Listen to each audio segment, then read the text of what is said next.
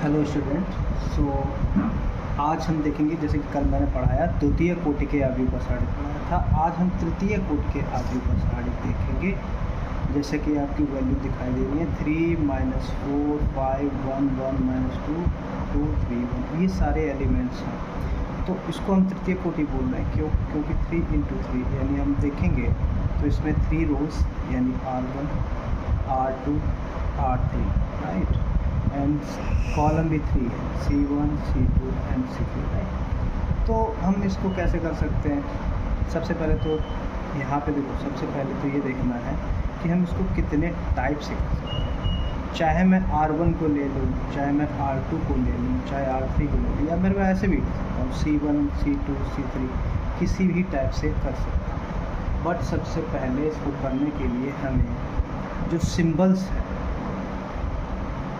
उनको थोड़ा सा ध्यान देना पड़ेगा। तो सिंबल्स क्या टाइप से होते हैं? अगर मैं R1 चूज़ करता हूँ तो प्लस माइनस प्लस राइट। अगर मैं R2 को चूज़ करता हूँ तो माइनस प्लस माइनस। अगर मैं R3 को चूज़ करता हूँ तो प्लस माइनस प्लस। ओके, इसी टाइप से अगर मैं C1 को चूज़ करता हूँ तो C1 like column. Okay, this is our column. तो C1 को चूज़ करता तो प्लस आ जाएगा, C2 को यूज़ करूँगा तो माइनस आ जाएगा, C3 को यूज़ करूँगा तो C1 प्लस माइनस प्लस आ जाएगा। ओके, सो इस टाइप से कुछ रहेगा। तो मैं किसी भी टाइप से निकाल सकता हूँ। अगर मैं R1 से निकालूंगा फिर भी वही वैल्यू आएगी, R2 से निकालूंगा फिर भी वही वैल्यू आएगी, R3 से निकालूंगा फिर भी वही वैल्यू आएगी, या मैं C1 C2 C3 मतलब मैं 6 प्रकार से निकाल सकता हूँ, 6 टाइप्स। ओके, तो इसमें कोई बहुत बड़ा लॉजिक नहीं है।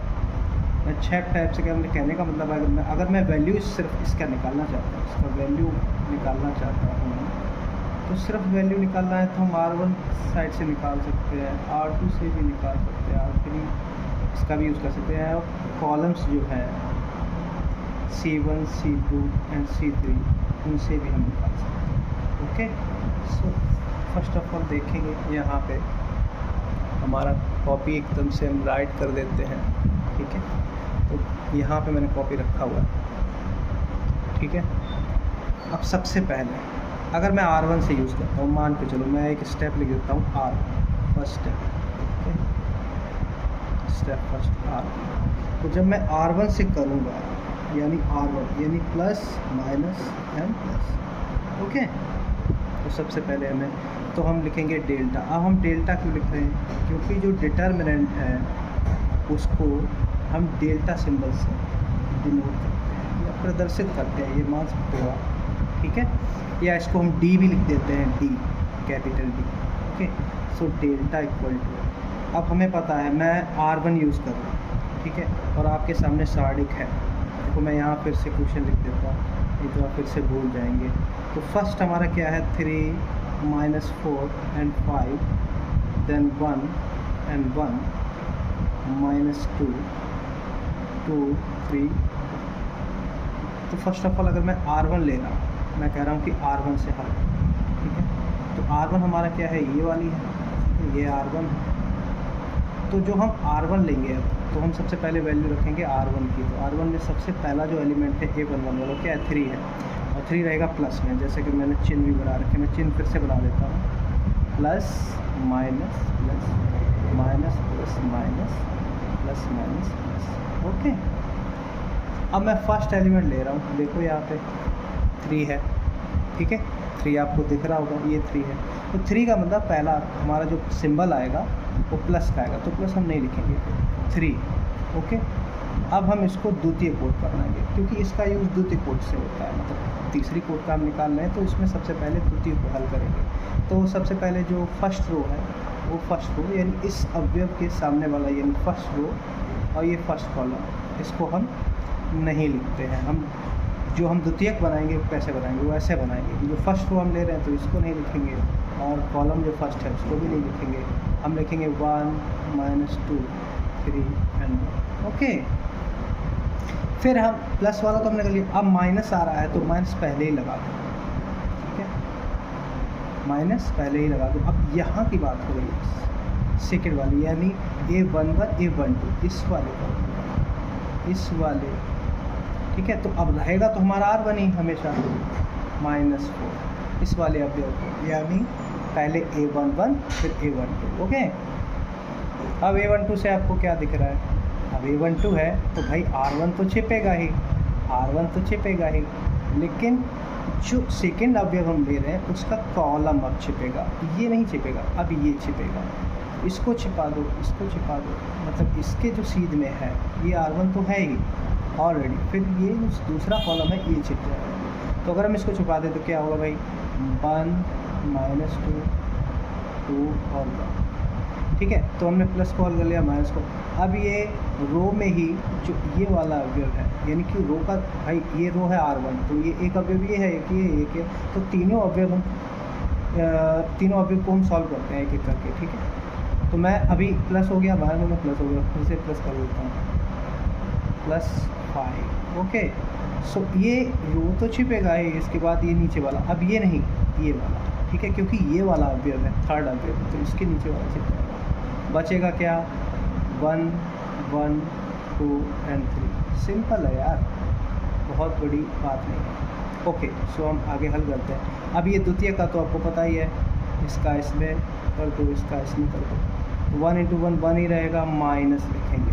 3 × 2 6 होता है, तो अब माइनस लगा हुआ तो -6 हो जाएगा, ऑलरेडी पहले ही लिख लो, जिससे कि आपको फिर दिक्कत ना हो। ठीक है, -4 ही रहने दो, कोई दिक्कत नहीं। इसका इसमें इंटू करो, इसका इसमें इंटू कर दो, तो इसका इसमें करेंगे तो 1 आ जाएगा, माइनस लगाएंगे। ठीक है, इसका -4 हो जाएगा, तो -4 लिख दो। ठीक है, क्योंकि प्लस और माइनस का बहुत दिक्कत होता है। फिर इसको देखो, ये 3 हो जाएगा, ये इसको देखो -2 हो जाएगा। अब यहाँ पे करो इसको सॉल्व, 3। अब देखो ये -6 है और ये माइनस, तो माइनस माइनस का जब इंटू होता है, इंटू में हो जाएगा वो चीज़ प्लस। ठीक है, तो अगर प्लस हो जाएगा तो 1 + 6 × 7 हो जाएगा। ठीक है, अब यहाँ पे देखो, इसको माइनस का 4 ही रहने दो। अब यहाँ पे प्लस हो जाएगा, माइनस प्लस हो जाएगा, तो 4 और 1 थोड़े, तो कितना हो जाएगा? 5। ठीक है, यहाँ पे 3 - 2 है तो 1 हो जाएगा, तो 5 × 1। ओके, तो इसको अगर हम देखेंगे तो माइनस यहाँ पे भी प्लस हो जाएगा, क्योंकि अगर मैं 5 का 4 में गुणा करूँ तो 5 को 20, यानी -20, और फिर माइनस में गुणा होगा तो प्लस हो जाएगा। तो 21 + 20 और +5, देखो कितना हो रहा है? 5 1 6 2 2 4, यानी 46। कहने का मतलब ये है, अगर हमारा R1 46 आ रहा है तो चाहे हम R2 निकालें तब भी 46 आना चाहिए, R3 भी 46 आना चाहिए, C1 भी 46 आना चाहिए, C2 से भी, किसी से भी निकाल लो। ये ज़रूरी नहीं है कि आप R1 से, किसी से भी निकाल लो जो आपको इजी लगता हो। बाकी आगे कुछ ऑप्शंस ऐसे रहेंगे जो मैं तुम्हें बताऊंगा कि किस जगह पे कौन से अवयव, जैसे कभी कभी हो जाता है कि अगर इसके 2 शून्य अवयव हो तो हम जल्दी निकाल लेते हैं। तो कुछ स्टेप्स हैं, सारड़ के कुछ प्रॉपर्टीज़ हैं जो मैं आगे बताऊंगा आपको। अभी ये देख लेते हैं थोड़ा सा। ठीक है, अब मैं थोड़ा सा क्या है R2 से निकाल लेता हूँ।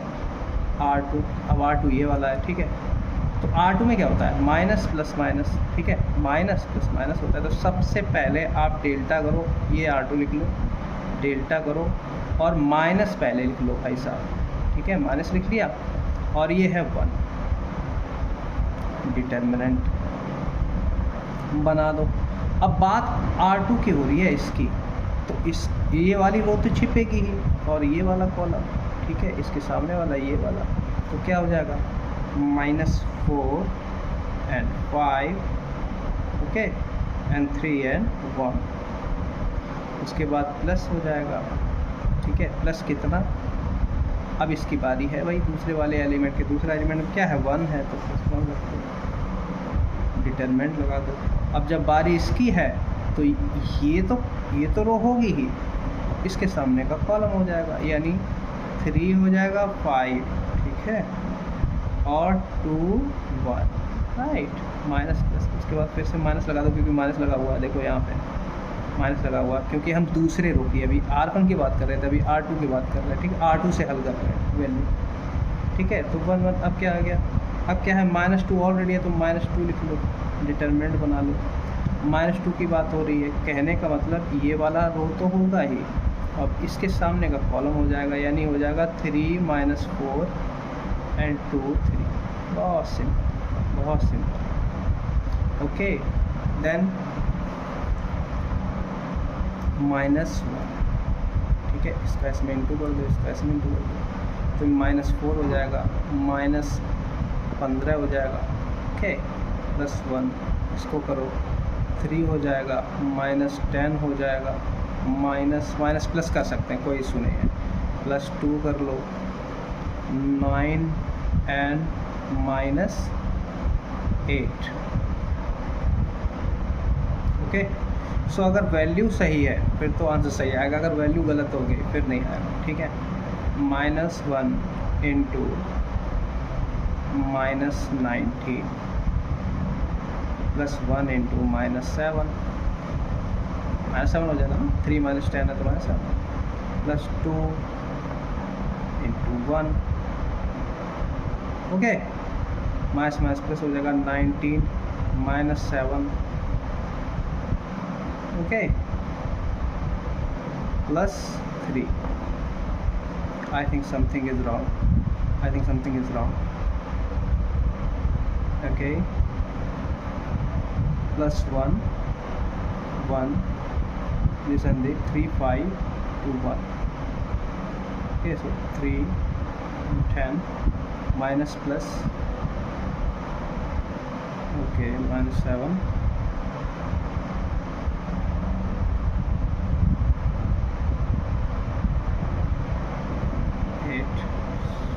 okay, this and this 3 4 2 3, okay, that's good, it's 4 5 3 1, so first of all 4 -15 and then 3 and 10 and then 9 and 8, okay, sorry, here is -8, here is -8, मैंने बोला था कि पहले भी कुछ भी गलत हो सकता है, here is -8, right, here is minus plus, ये यहाँ पे हो जाएगा 17, sorry for that, so 34, okay, so 34 and plus 19, 34 19 94, कह सकते हैं कि ओके 53 - 7 46, ओके, सो हमारा 46 आ गया, या हम ऐसे भी कर सकते हैं 19 - 7, ओके, 12 बचेगा, तो 12 and 34 12 करेंगे 46 आएगा, कहने का मतलब हमारा ये भी आ गया। अब मैं R3 से करूँगा, ठीक है, R3 से कर लो, तीसरा स्टेप, डेटा इक्वल टू, अब सबसे पहले प्लस लगाना है, अब R3 आ गया आपकी, ये वाली रो से करना है, तो आप ऐसे करेंगे, तो ठीक है, तो ये ले लो, यानी -4 5 हो जाएगा और 1 2 हो जाएगा, 1 - 2, सॉरी गलत नहीं करना है, माइनस ले लो, ये 3 आ जाएगा, 3 फिर डिटरमिनेंट बना लो, अब ये वाला है तो ये होगा, ये 3 5 1 2 1 - 2, 3 5 1 - 2, ओके, उसके बाद प्लस हो जाएगा, +1 डिटरमिनेंट बना लो, ये तो रहेगा, ये हो जाएगा, यानी 3 - 4 एंड 1 1, 3 - 4 एंड 1, ठीक है, तो इसको हल करते हैं भाई, तो माइनस प्लस हो जाएगा, अगर इंटू करेंगे तो, ओके, तो 8 - 5 -3 -6 और -5 -6 -5, ओके, +1 3, माइनस ऑलरेडी है सो प्लस हो जाएगा, क्योंकि यहाँ माइनस होता है, यहाँ -4 हो जाएगा, प्लस हो जाएगा, ओके, तो 2 इंटू 8 - 5 यानी 3, यहाँ पे 11, ओके, -11 माइनस प्लस हो जाएगा, यानी 3 into 11, okay, plus 1 into 7 6 33 plus 7 46, okay, आ गया 46, यानी R1 से भी 46 निकल रहा है, R2 से भी निकल रहा है और R3 से भी निकल रहा है, R3 से भी निकल रहा है। मैं थोड़ी सी कॉपी ऊपर कर लेता हूँ, शायद आप लोगों को दिखा नहीं, अब शायद दिख रहा होगा, 46 निकला, ठीक है, तो 46 हो गया। ऐसे ही मैं थोड़ा सा ना ऐसे कर देता हूँ, C1 ऐसे इधर निकाल लेते हैं, C2 इधर निकाल लेते हैं और C3 इधर निकाल लेते हैं, इतना क्यों बढ़ाना, ठीक है। कहने का मतलब मैं किसी से भी निकाल सकता हूँ, आंसर 46 ही आना। अब C1 निकाल लें हम। अब इधर लिख लेता हूँ थोड़ा सा ना, इधर भी लिख लेता हूँ। 3 -4 and 5 1 1 -2 and 2 3 1। ओके, ये मैंने लिख लिया यहाँ पे। अब क्या है, अब C1 की बात हो रही है, यानी प्लस रहेगा माइनस और प्लस रहेगा, ठीक है। C1 की बात हो रही है तो C1 में ये आएगा, ये वाला आएगा, तो ये भी तो हमें लिखना पड़ेगा, ठीक है। तो यहाँ पे क्या होता है माइनस, यहाँ क्या होता है प्लस, ओके। तो C1 में plus plus minus plus minus और प्लस माइनस प्लस। थोड़ा सा यहाँ पे बार बार चीज़ें वही बतानी पड़ रही हैं तो दिक्कत हो। तो सबसे पहले हम डेल्टा बना लेते हैं, ठीक है। डेल्टा बना लिया, डेल्टा के बाद हम लिख लेंगे प्लस का 3 प्लस होगा ना पहले 3। तो first of all see this and this, okay. क्योंकि हमारा ये तो कॉलम रहेगा ही, ये कॉलम रहेगी और इसके सामने जो आ रहा है रो वो चला जाएगा। तो +3 ओके, प्लस माइनस प्लस, ठीक है। तो प्लस का 3, उसके बाद रहेगा 1 -2 3 1, उसके बाद माइनस। अब ये आ जाएगा, अब ये है कॉलम का दूसरा अवयव, ठीक है। -1, ठीक है। ये तो रहेगा, ये -4 5 and 3 1, ओके। प्लस 2 ये, सो ये कॉलम एंड ये रो, -4 5 कॉलम एंड रो 1 -2, ओके। तो इसको हल कर सॉल्व कर लेते हैं। 3 1, ये -6 हो जाएगा, -6 यानी +6 हो जाएगा। -1 -4 -4 -15, ओके। 15 -4, इसके बाद +2 माइनस प्लस हो गया 8 -5, ठीक है। तो ये हो जाएगा 3 × 7, ओके, -19, ओके। माइनस, अब इसका माइनस में होगा तो प्लस हो जाएगा। ये -19 है, -1 है, तो +19 कर दो, प्लस 8 - 3 26, ओके। तो 21 19 + 6, ठीक है। 9 10 6 16 1 2 1 3 1 4 46, ये 46 आ गया, ओके। ऐसे ही C2 का कर लेंगे, वो भी 46 आ गया।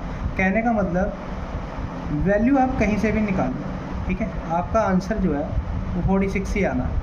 सिंपल सीधी सी बात है। यही होता है अपना तृतीय कोटि के अवयव का सारणी, the determinant of matrix of order 3, right.